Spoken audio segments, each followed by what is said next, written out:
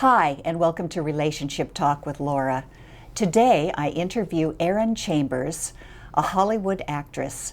She is best known for her roles in NCIS, General Hospital, Ghost Whisperer, Medium, and many, many more, as well as movies and theater. We now go to our Hollywood studios. I have with me in our Hollywood studios Erin Chambers, an actress that you will recognize from General Hospital and The Young and Restless. Today we are going to talk about relationships and the difficulty of maintaining them in Hollywood. Erin, welcome. Thank you. You are married. Yes, I've been married for 10 years. How do you maintain a good relationship in Hollywood? Oh, okay. Well, yeah, I think a lot of it is just that we're a team. You know, it's not just me and my career. We're a team, and this is what I do to help the team. And then he's an animator at DreamWorks, and he has his part of the team. And I think a lot of it is just supporting each other and being there for each other unconditionally, because it's nice to come home. You know, if I have a rough day on set, or if I have a bad audition, or if I'm just having a crummy day, I mean, gosh, everybody has crummy days sometimes, and it's just nice to come home to someone who just loves you for you, you know, no matter what happened during the day. So he's a good rock. You know, you'll notice that she said that they have unconditional love for each other, and all of you out there are thinking to yourself, how do I have unconditional love for my partner when I get so upset? So can you elaborate on that a little bit more? Yeah, I think that can be hard too, because you're going to have days where you're not feeling like that at all. And I think I always try to put myself in the other person's shoes, you know, and ask them questions. Like if Carson comes home and he just seems a little off, I'll ask him, how was your day? What happened? Because I'll have days like that too, where I come home and I just want him to ask me how my day was and how it was. And I think if you're always putting the other person in front of you, and both people have to be doing that, if both people are taking care of each other and putting the other person first, then the team's okay, because I'm taking care of him and he's taking care of me. So. Gosh, the show's over. That is so fantastic. Wouldn't it be wonderful if everyone treated their mate that way? But what I'm also hearing is that you're a good listener. Yeah, and that's taken years to get there. You know, like I said, we've been married for 10 years now, and I don't think we were always like that. Me especially, being a good listener, I tend to have someone will be talking and I'll just be in my own little world sometimes, and it can be hard to like focus and just you know, listen. It's definitely a skill. How did you learn that skill? Well, I think I've learned that a lot with acting, because a lot of acting is talking and listening. When you're doing a scene, you have to really be paying attention to the other person. And I learned that. I took an improv class at Upright Citizens Brigade. It's the company that Amy Poehler started in New York, and she has a division of it out here in LA. And the whole thing behind improv is listening. You have to be listening to each other, or you're gonna miss little things that could be funny. We spent, I think my class was like a 6-week class, and we spent quite a few sessions, and these are 3-hour-long classes, where we're just practicing listening and being aware. Because if you're not, you're gonna miss that punchline. You're gonna miss that funny little setup or payoff. And so I've really been able to take what I learned in my improv class and liken it to my relationship with my husband, my relationship with my mom, and my dad, my good friends. It's just, you know, being respectful and really being there for another person and being able to listen to them. So how would you tell our viewers how to actually listen? You say really listen. Well, what are you doing as you're listening? Eye contact. Okay, so eye contact. Eye contact. And I mean, it's a very human thing, I think, to, when someone's talking, to be thinking ahead and to have other things on your mind. And something that we talked about in my improv class was just being present, just being in the moment with that person and waiting for them to finish, and then going with whatever your instinct is. You know, I mean, seriously, the class that I took at UCB, I was able to use a lot of that in my relationship with Carson. So That's fantastic. So in other words, one of the big hints that she just gave all of us is that you're not thinking about what your rebuttal is going to be. You actually listen to everything the person is saying. You're present for them. And that helps you have empathy for your mate too, or your significant others in your life, or your mother or your father, whoever it is. All right, let's talk about some of the other challenges that you face, Erin. Sure. So when you are on set, obviously you're an actress, you're having a love scene. How do you handle those love scenes when you're married? Well, it's kind of a loaded question. There's a lot that goes into it. It's helpful to have a scene partner that is respectful, because you both have to be respectful of each other. I mean, it's especially when each member of the scene, I don't know, each actor is married. There's a lot of like, what are we both okay with? There's a lot of discussion. You really do have to talk about what to expect, because I think when something happens in the scene and you're surprised, sometimes that can be good for camera, but sometimes that could not be good for camera. So I think it's just good to, before you do those scenes, to have dialogue and just talk about what you're expecting from each other, which is great, because I think in life you should be talking to people and be communicative and ask what each other needs and what's going to happen here, because when there's no communication, there's a lot of miscommunication. I love how she just said that it's important to talk to her scene partner and find out what their expectations are. Isn't that what we should do with our partners? Ask what their goals are. What are their expectations? What are we doing for the week? So that you can always coordinate with your partner.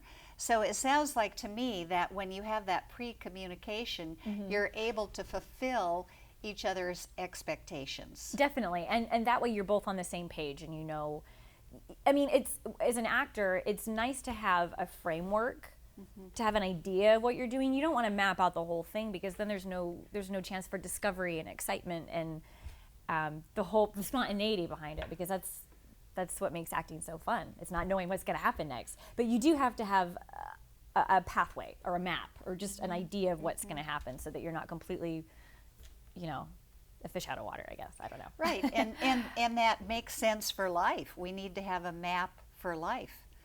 Okay, well, I'm sure that you have physical love scenes. Yes. Okay, so let's hear about how she handles those. Well, something that I learned, because I'd been married for a while before I had like my first big love scene, and it was definitely a challenge and something that I had to kind of like prepare myself for. And something that I learned and understand now is that when you're doing scenes of that nature, that you're going to have physical reactions. That's what happens when two people of the opposite sex are kissing. And something that I had to remind myself is that it's just your body reacting.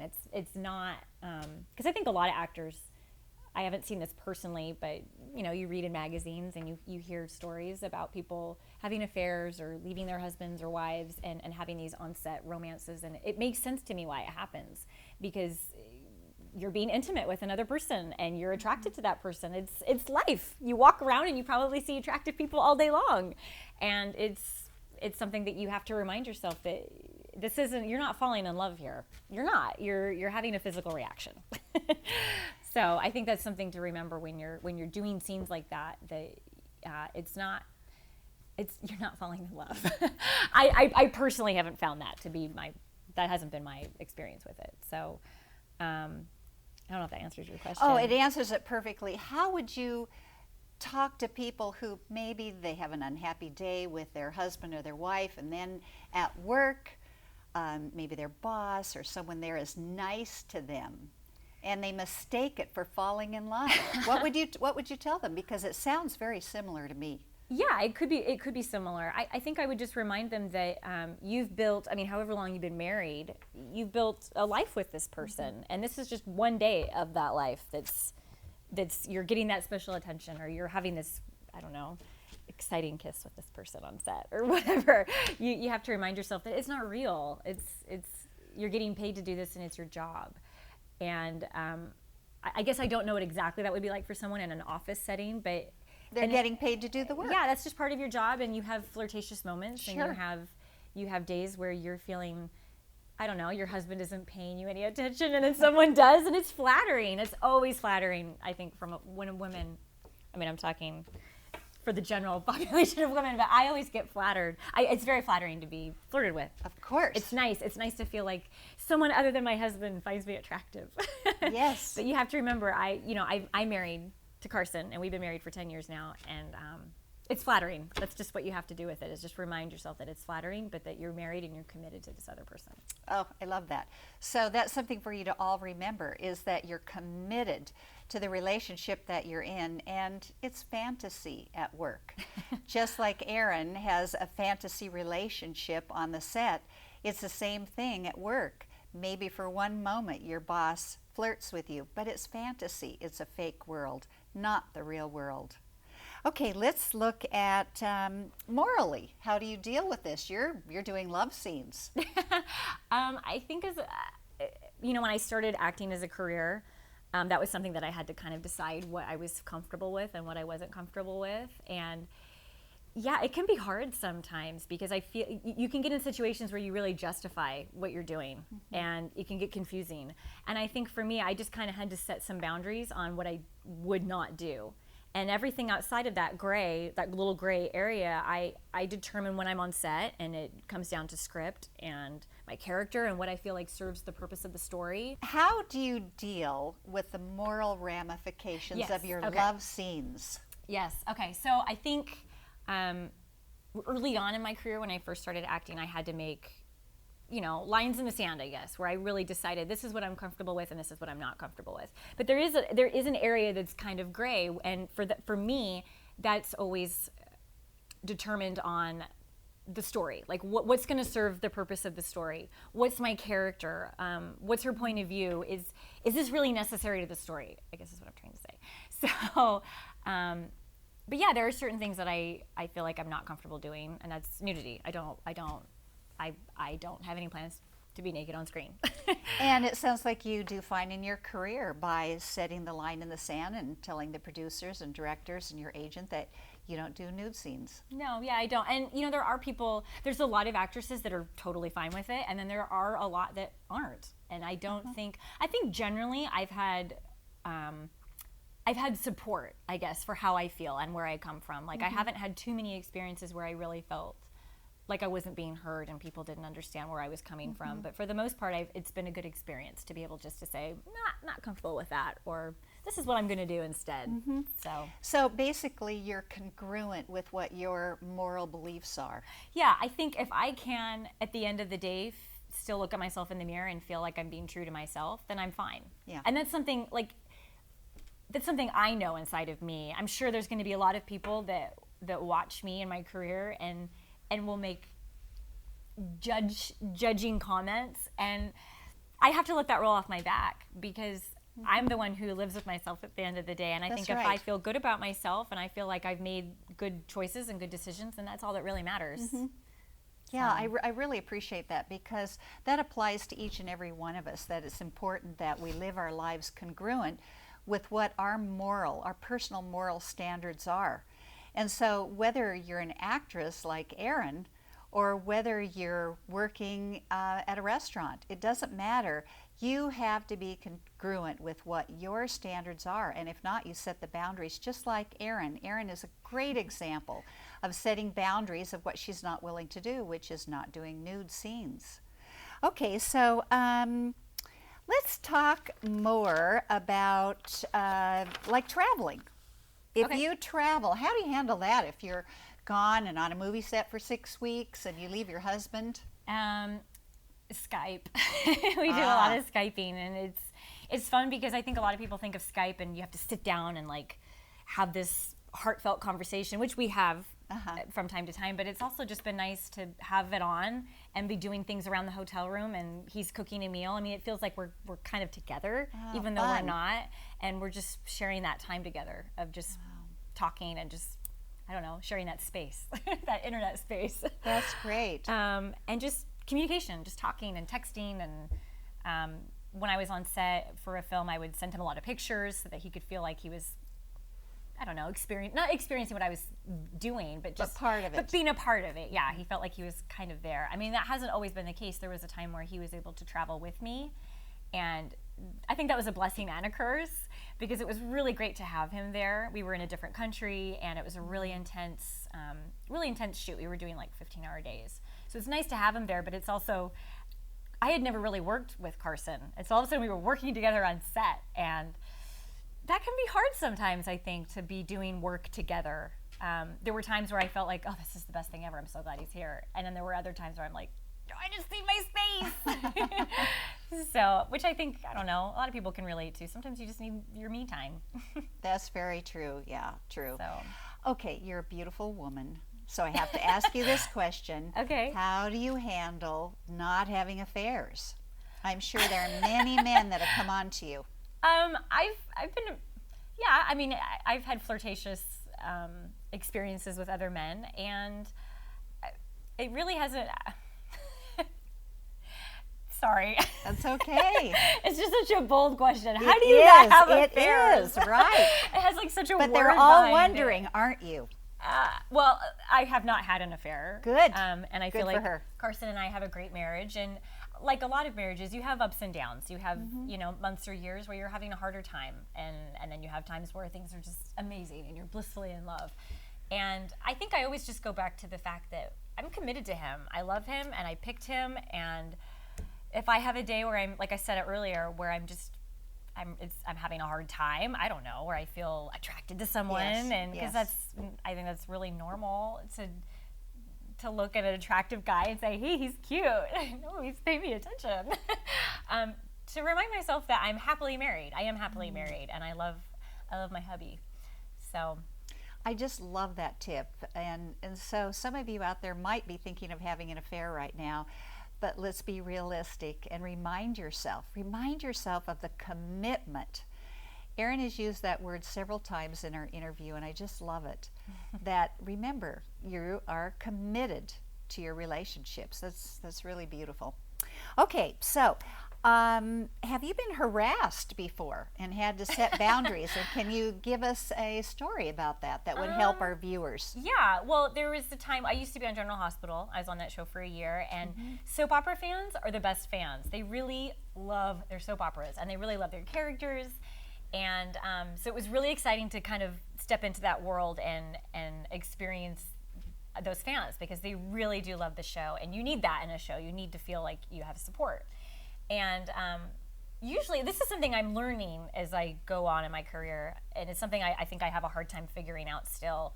But it's that idea of that I want people to feel like they can approach me and say, oh my gosh, I recognize you from blah, blah, blah, and I love your character, and that's great. It's also just hard to switch, because in your brain, you really do have to make a switch. Like, there was one time where I was out to dinner with my dad and my husband. We were at this really nice restaurant, and this woman just came up and was like, I love you on the show. And in my brain, I was like, I kind of had to go, what show? And my Which one? And my dad was like, she's talking about General Hospital. And I was like, oh. And so I had to kind of do this switch in my brain, because my brain's not always on the show. I have other things going on in my life, and so it's really flattering. It's so flattering to be noticed, and it's something that I'm constantly working on and learning of how to interact with fans and feel like I can give them what they want, which is, you know, they want an interaction with me. They watch me on TV every day at 2:00, so they know me. Yes, they do. But I don't know them, and so I'm learning and trying to do my best with interacting and engaging, but also feeling like, you know, there's been times where I've been approached and I'm not wearing makeup. Like, there was one time at Target where this woman recognized me, and I was like, oh, I don't want to be recognized right now. But, you know, that's part of our job, I think, as actors. You have to learn how to do that, you know, and so it can be challenging, but I'm working on it. So if you've ever approached me and you feel like I was not nice, I'm very sorry. That's very sweet. But are there times, though, that you do have to set a boundary? Yeah, where they're being disrespectful of you? Yeah, and that's something I've talked about with Carson. There was a time where we were out with friends during Halloween, because I've learned this with myself, and so I apply it to other celebrities when I work or meet with other celebrities, because I don't want them to feel like they're being encroached upon, because everybody's entitled to a little bit of privacy. Right. And that can be hard. That can be a really hard balance as the person, and then also as you're approaching and meeting other celebrities. You want to be respectful. And there was a time where we were trick-or-treating and we ran into a very famous person at their house. They were giving out Halloween candy, and me and my friend, we were very excited. We wanted to get Halloween candy from this certain celebrity. And she had suggested, let's ask him for a picture. And I was like, no, let's not, because we're already at his house. We're already getting candy from him. That's cool enough. We do not need a picture at his house. So we go up and get the candy, and then of course after he hands us the candy, she says, can we get a picture? And he didn't want to take a picture. He just wasn't in the mood, and I totally get that. And I had warned her, please don't ask him for a picture. I don't think that's appropriate. And so he said very sweetly and very nicely, no, not in front of the kids. And she was very gracious about it. And we said, thank you so much for the candy, and left. But yeah, I think that's something you really do have to be aware of. Because there's always, there's 2 points of view. There's the point of view of I just want to live my day and I'd be in my little shell and not be noticed, but people get excited when they see you. And so I think it's all about just being respectful and engaging the situation. If you're in line at the grocery store, hey, I love you on the show. You're great. I don't know, something like that. And that's enough. Or to at least say, excuse me, I hate to interrupt. That's always nice too, just to feel like, because I think at dinner that one night, it was so jarring and came out of nowhere. It's like I really had to switch tracks in my brain. I didn't understand what was happening. Right. So Erin, how can people apply that in respecting their husband or their wife or their children? I think just remembering that person is a person, and they're not always going to be 100% what you want them and expect them to be. They're going to have days where they're not doing so great, where they're feeling a little down, or no one's perfect. And so you really have to kind of gauge the situation and be aware. And I'm not saying you have to walk on eggshells, because I don't think that's good. But I just think being aware and empathetic and trying to put yourself in that other person's shoes. If you're handing out Halloween candy at your house, that's enough. You don't need a picture. Yeah, so true. Besides, what Erin is really saying is that you respect your mate. You respect your spouse. And if they're having a bad day, then you back off and let them have that bad day. And then what she said secondly, which is just great wisdom and advice to all of us, is that you allow them to be who they are and give them empathy for that. Put yourself in their shoes. So another way we could look at it is we should treat our spouse like a celebrity. That's the lesson for today. There you go. Okay. So have you ever had a fight with your husband and then you had to go to set and you had to all of a sudden be this character and act? How did you handle it? It's hard. That can be really hard. And I have had to do it multiple times, whether it's been on just auditioning or going to set. And for me, I really have to just separate it. I have to put it in a little box and just tell myself I'm going to deal with that later, because right now I have to do this. And I think that's just something you learn as you get older and as you grow up. That's part of life. That's part of being a grown up. Is just growing up and realizing that certain little tiffs or disagreements, they happen. That's just part of being married. But for me as an actor, if I want to do well in my audition or do well on set and feel good about my work, I have to kind of separate it and put it in a little box under the bed or in the corner, and then come back to it and open it up again. Yeah, there's I don't think it's not like because I've seen this with people I know where they shove things down and then resentment builds. That's not healthy, and that doesn't help anybody. It's not useful. And so for me, I've just learned that I'm going to put it in a little area, and then I'm going to come back to that area and pick it up. So that means that when you come home, then you'll talk to Carson about what was bothering you or what was bothering him. You'll readdress it. Thank you, Erin. Let's summarize the first part of Erin's relationship tips for marriage. Number 1, support your mate's dreams unconditionally. 2, remember to be a team. 3, always put yourself in your mate's shoes to understand him or her. Number 4, learn to listen without thinking of what your response is going to be. 5, be in the moment with him or her and maintain eye contact.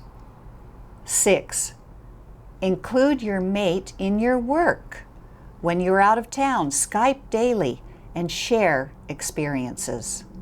7. Remember you are committed to your mate at all times. Flirtations at work and social situations are not real. They are only fantasy. Honor your mate and your commitment. Thanks for joining us for part 1 with our interview with Erin Chambers. Join us next time for part 2. Thank you.